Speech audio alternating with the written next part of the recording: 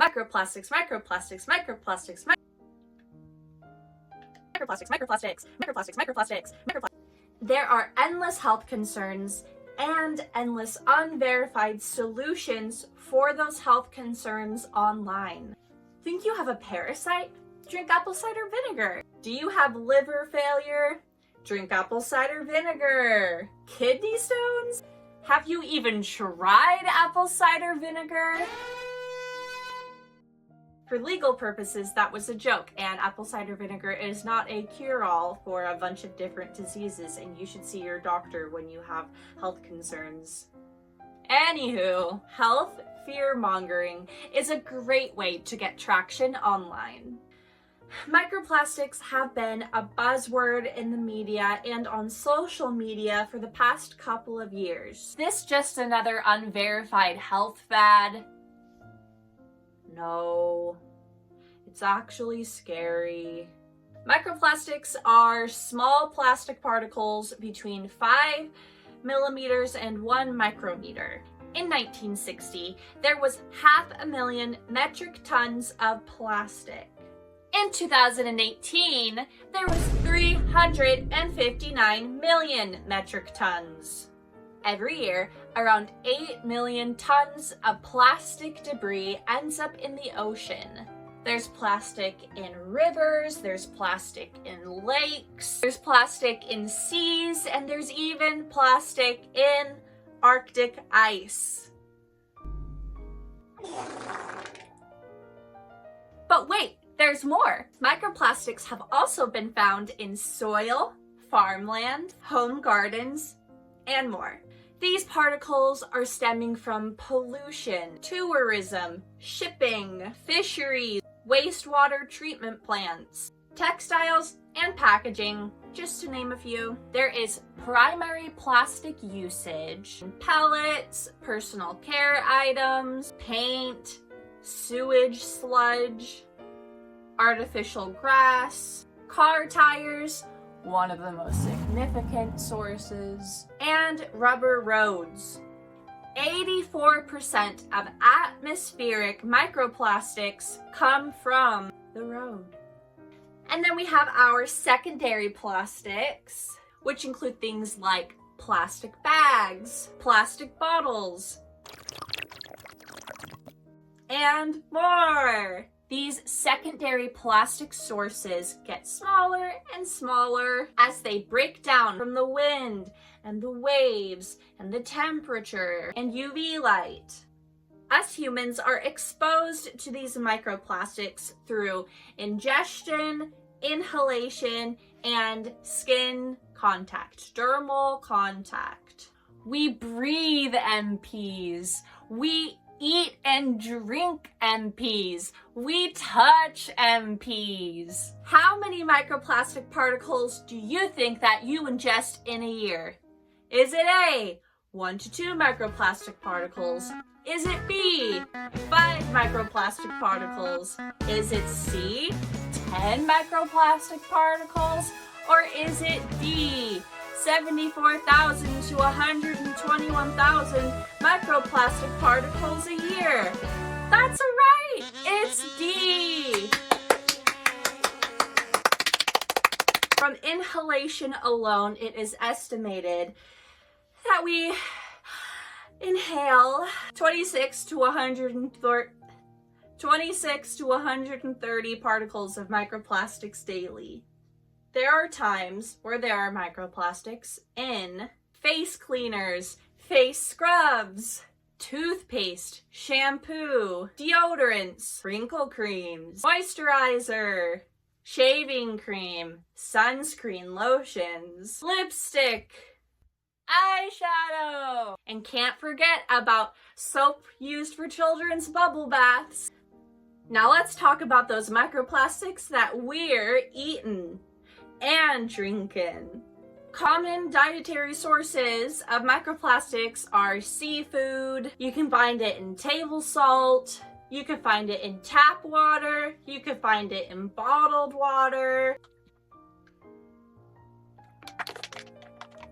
Beer, tea bags, canned food, ready meals, honey. Water contamination is due to wastewater, the breakdown of plastic pipes, packaging processes, the environment. Seafood contains more microplastics than any other food due to the constant contamination of water with microplastics. Now the question is, are microplastics gonna give us all superpowers and we're gonna become like the X-Men and fly around? No!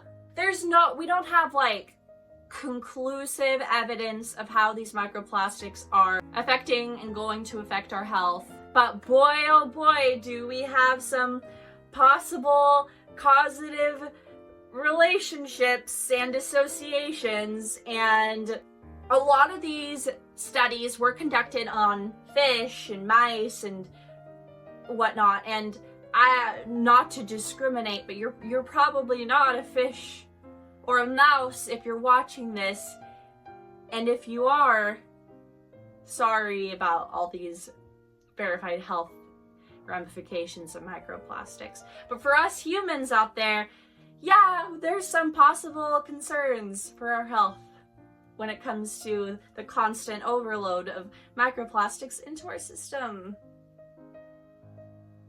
Microplastics have no issue taking up residence in your body.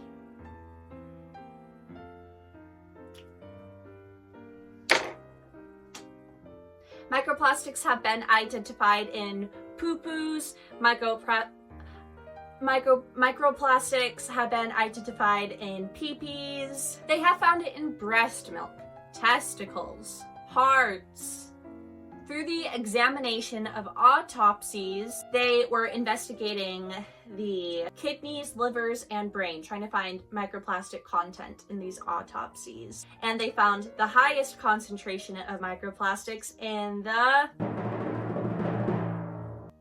brain. And there was an increase in microplastic content for the kidneys, brain, and liver in the autopsies that were studied in 2024 compared to those studied in 2026.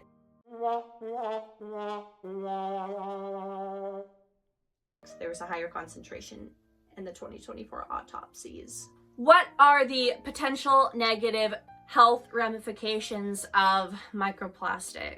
Lowering our digestive enzyme activity. Enzymes are really nice helpers in your body that help processes move more efficiently and more quickly. These microplastics have shown to possibly increase intestinal permeability. You want those nice intestinal tubes to stay secure and tight and closed off. You don't want there to be little openings where things can float in and out. Increased number of bad, evil bacteria, the pathogenic bacteria in the intestines, decreased gut mucus, intestinal inflammation, dysbiosis, which is an imbalance between the beneficial and the non-beneficial bacteria in the gut, systemic inflammation, which could increase somebody's risk of cardiovascular disease, diabetes, stroke, and autoimmune disorders, neuroinflammation, which could lead to neurologic and psychologic disorders, energy imbalances, metabolic disorders, oxidative stress,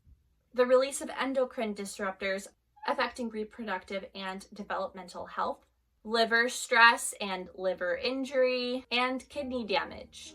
There was an observational study amongst patients with heart problems, patients that had a detectable level of microplastics in their plaque had a substantially higher risk of myocardial infarction or stroke compared to those without microplastics. Boo, this is sad. What are we gonna do? There are things we can do. The future can be bright. We just need to educate ourselves and take care of ourselves and pull together and fund science and research. Though the situation may seem hopeless, we can still work together for a brighter and a healthier future for us and for our posterity.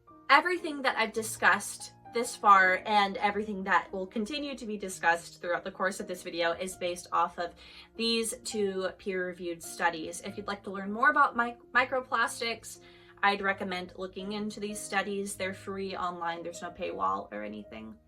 Recommendations that they gave include a fecal microbiota transplant. A fecal microbiota transplant is the transfer of healthy stool in a way to mitigate nanoplastic toxicity. It's a poop package. But not everyone's gonna be able to get their hands on a fecal microbiota transplant. Do not try it at home.